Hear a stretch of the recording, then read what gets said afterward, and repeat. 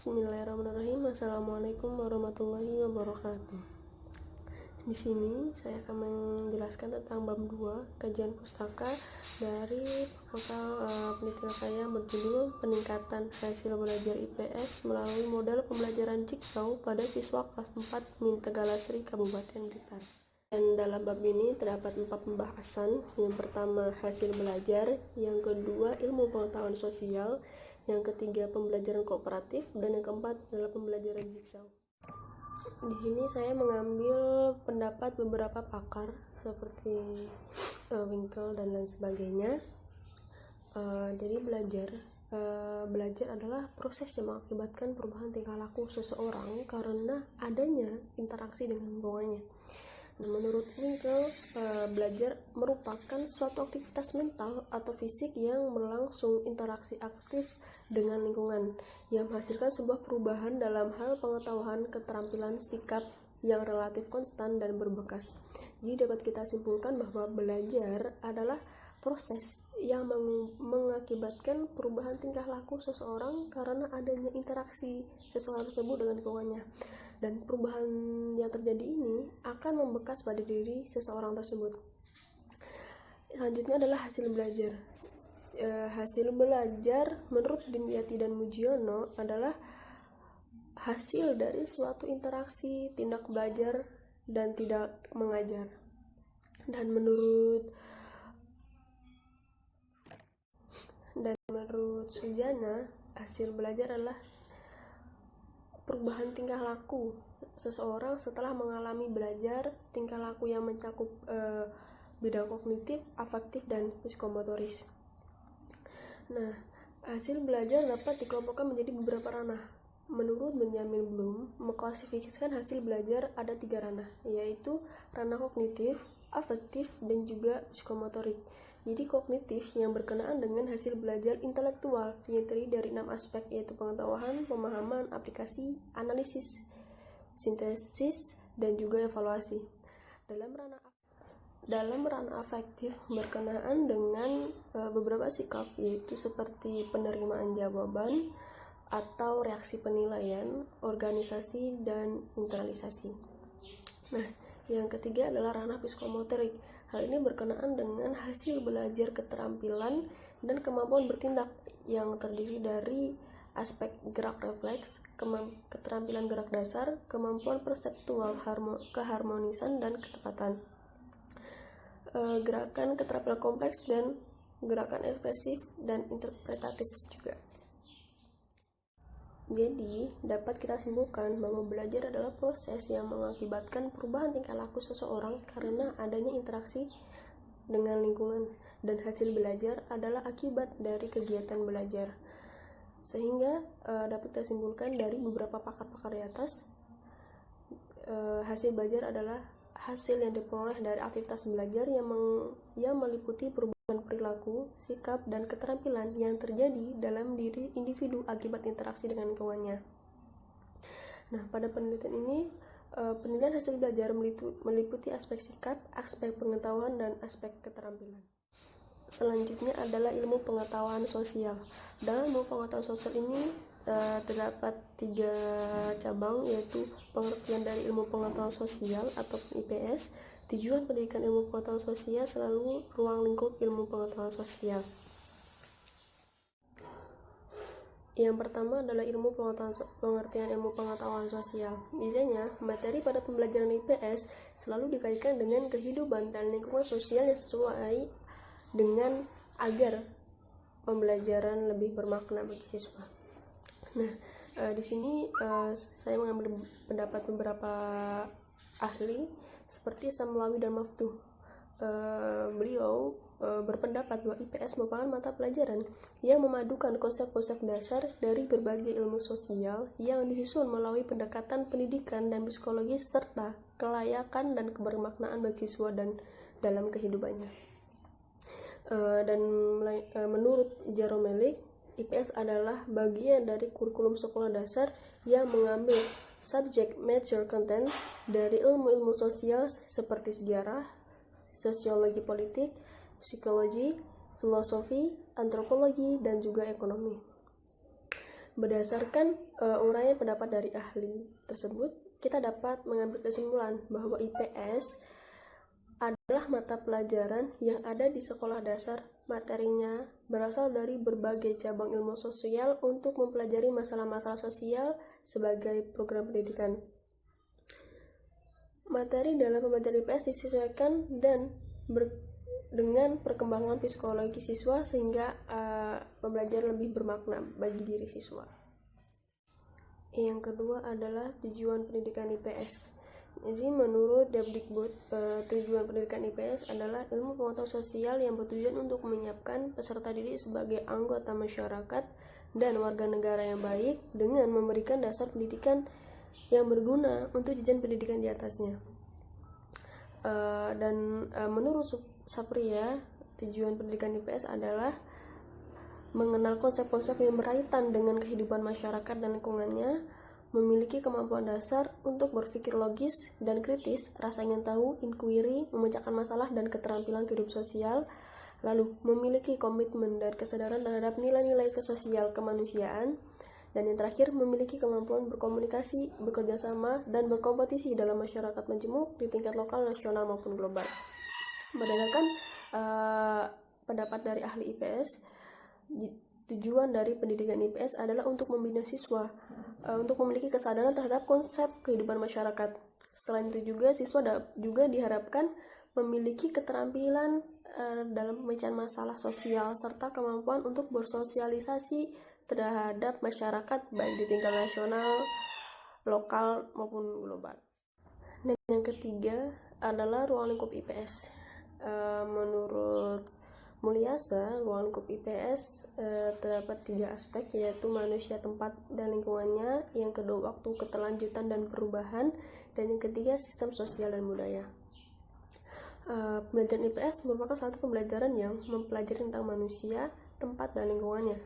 Pembelajaran IPS menggambarkan interaksi antara manusia dengan lingkungannya dan tempat tinggalnya, sehingga manusia memberikan pengaruh terhadap lingkungan tempat tinggalnya.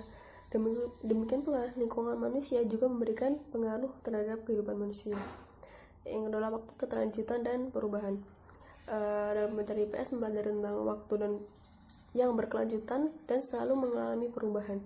Dalam hal ini dipelajari tentang berbagai peristiwa yang terjadi pada masa lalu yang dihubungkan dengan peristiwa yang terjadi saat ini, sehingga dapat digunakan sebagai bahan pembelajaran untuk menghadapi peristiwa yang akan datang. Nah, yang ketiga, sistem sosial dan budaya. Pembelajaran IPS mempelajari tentang sistem sosial yang terjadi dalam kehidupan bermasyarakat. Dalam pembelajaran IPS juga dibahas tentang bagaimana suatu kebudayaan berkembang dan mengapa kebudayaan tersebut berbeda antara satu dengan yang lain. Perbedaan yang terjadi meliputi adat istiadat, tradisi, keyakinan, dan juga kebudayaan. Yang keempat, perilaku, ekonomi, dan kesejahteraan. Di pembelajaran IPS mempelajari tentang kegiatan ekonomi manusia untuk memenuhi kebutuhan hidupnya sebagai usaha dalam mencapai sebuah kesejahteraan. Selain itu juga mempelajari bagaimana cara manusia untuk memecahkan permasalahan mengenai kegiatan ekonomi dan cara untuk mengembangkan sistem ekonomi dan menghadapi perkembangan zaman. Selanjutnya adalah pembelajaran kooperatif. Menurut beberapa ahli, jadi seperti Johnson dan Johnson memiliki pendapat tentang pembelajaran kooperatif, yaitu merupakan pembelajaran yang dibentuk menjadi kelompok kecil. Setiap anggota kelompok dituntut bekerja sama untuk meningkatkan pembelajarannya dan pembelajaran anggota dalam kelompoknya. Menurut Rusman, pembelajaran kooperatif mewadai siswa belajar dalam keadaan kooperatif dalam kelompoknya, yakni memiliki sikap kebersamaan untuk mencapai sebuah tujuan bersama. Sedangkan menurut Slavin,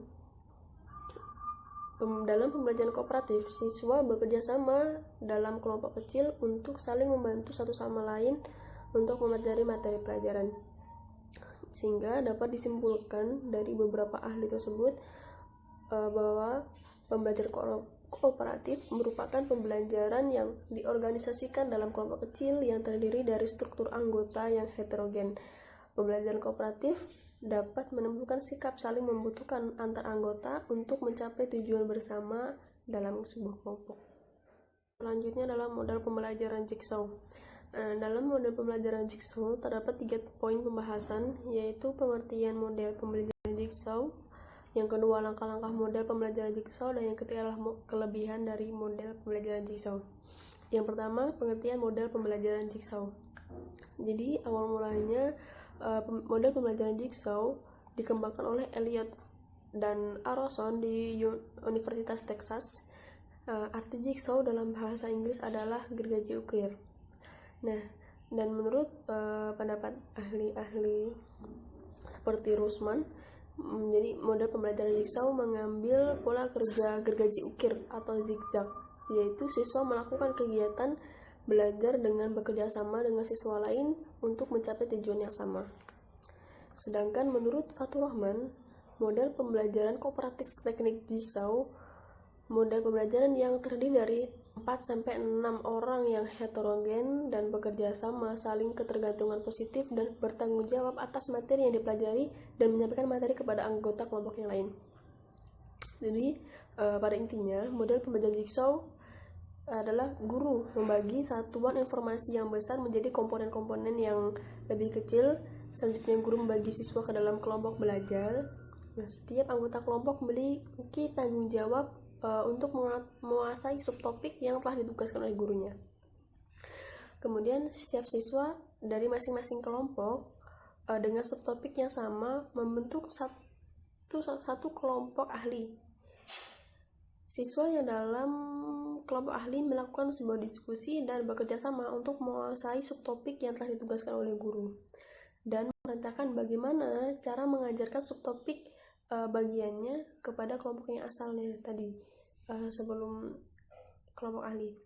Kemudian setiap anggota dari kelompok ahli kembali ke kelompok asalnya dan untuk mengajarkan informasi subtopik tersebut kepada anggota kelompok asal. Sehingga sebagai anggota kelompok ahli memiliki tanggung jawab untuk menguasai subtopik yang telah ditugaskan. Dengan demikian, setiap anggota kelompok harus memahami seluruh topik yang dipelajari. Yang selanjutnya adalah langkah-langkah model pembelajaran jigsaw. Langkah dari model pembelajaran jigsaw terdapat 7 tahap, adalah sebagai berikut. Yang pertama, siswa dikelompokkan dengan anggota 1 hingga 5 siswa. Yang kedua, tiap orang dalam tim diberikan materi dan tugas yang berbeda. Yang ketiga, anggota dari tim yang berbeda dengan penugasan yang sama membentuk kelompok yang baru atau kelompok ahli. Yang keempat, setelah kelompok ahli berdiskusi, tiap anggota kelompok kembali ke kelompok asal untuk menjelaskan kepada anggota kelompok yang tentang subbab yang telah mereka kuasai. Yang kelima, tiap tim ahli mempresentasikan hasil diskusi mereka ke kelompok asal. Yang keenam adalah pembahasan yaitu tentang materi tersebut. Yang terakhir adalah penutup. Yang ketiga adalah kelebihan dari model pembelajaran jigsaw. Jadi model pembelajaran jigsaw memiliki kelebihan yaitu dapat meningkatkan pemahaman dan kreativitas setiap siswa, juga dapat meningkatkan kemampuan secara individu maupun berinteraksi dengan anggota kelompok yang lain. Adapun menurut So In Min, kelebihan dari model pembelajaran jigsaw adalah 1. Memungkinkan murid untuk mengembangkan kreativitas, kemampuan dan daya pemecahan masalah menurut kehendaknya sendiri. Yang kedua, hubungan antara guru dan siswa berjalan secara seimbang dan memungkinkan suasana belajar menjadi sangat akrab sehingga memungkinkan untuk harmonis.